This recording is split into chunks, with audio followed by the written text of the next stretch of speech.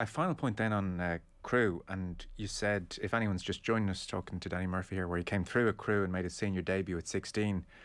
In so many ways, they were ahead of their time. You know, modelled on Ajax, and you were playing in different positions and time with the ball, and clearly did so many things right. And I know you've a huge amount of time for Dario Gradi and the impact he had in your career. Obviously, it's been just desperately sad more than anything over the last couple of years to see the players coming forward and talking about the abuse they suffered. I know on Wednesday, an independent review, for instance, of Gradi, who was Crewe's manager from 83 to 07, they said he should have done more to investigate concerns about Barry Bennell. But they did stress he wasn't involved in a cover-up. So we should stress that point as well. It's such a mess. I mean, you know, like it or not, Grady's now associated with it in the public eye, and I'm sure that's a source of sadness to you. And it's just horrific. I know you said a couple of years ago when it all started coming out into the public, you weren't shocked. You'd obviously heard whispers or rumour of some sort, Danny. Well, I mean, we were interviewed in the 90s by the police, you know, when it first came out while I was at Crewe. Right, okay. So, yeah, after he'd left, there was some rumours about, you know, the certain things. But when you're a young child, I went to Crewe when I was about 12, 13. So when he left, I was probably 14, 15. You hear the odd thing, but you're so focused on your own world and your own bubble that, sure, you know, you're not capable of taking any action or investigating. That's not your job to.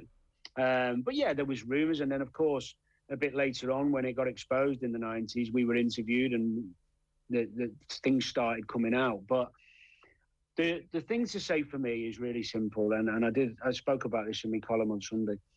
For a lot of people, a lot of young lads, and this doesn't hide from the fact and the problems that were at Crewe, and the way they've dealt with it's not been very good. I must repeat that. Yeah. But for me and lots of others, the environment was very safe and enjoyable and very beneficial. Now, that's the way it should be for all kids. And any wrongdoing or any cover-ups or any things that can be learned or punished should be. I'm all for that. It's a situation that's horrendous for the club. It's horrendous for the people involved. But as you said, Dario was not an abuser. He's apologised for not doing. He says he wasn't aware, and he could have. I don't think that man, knowing him like I do, would have let children be abused or hurt if he thought that's what was happening. I can't believe that. From the man I spent years with, he's a very caring man. I don't believe for 1 second that that's the case. Now, could he have done things differently and investigated things more? Yes, probably. Do I think that haunts him? Probably. And he doesn't sleep at night thinking about what he could have and should have done? Probably. But all I can talk about is my own experience. It doesn't mean that some of the lads, and friends of mine, by the way, some of the lads involved are friends of mine. Right. I feel their pain, and it doesn't help them that I had a good experience. Yes. It doesn't help them that other kids didn't have to suffer this. That doesn't help them, and I understand the need for justice. But I have to say from my experience that the Crewe Academy and the Crewe journey that I went on was very beneficial and very enjoyable for me.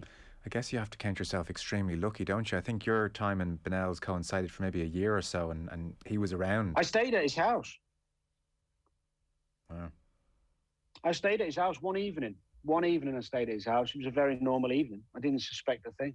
Right. I didn't have a bad experience. I know what a monster he is, by the way. Yeah. I know. I mean, do you think my parents would let me stay there if they thought he was a monster? Now, there is always an argument of why coaches let players stay at their houses, etc., etc. I mean, we're talking a long time ago where life was very different. It wouldn't happen now. But yeah, I feel lucky that I wasn't involved in his web of abhorrent behaviour and abuse. I mean, I was lucky. Yeah, I do feel lucky. God, staying in his house, that's a chilling thought now, isn't it? Yeah, but it's my main concern is for the lads. The bravery they've showed in coming out is phenomenal. I think it's been a brilliant thing that the lads did to come out and then help others come out and talk about these problems and hopefully get to a point where we are not worried about our children going to play football.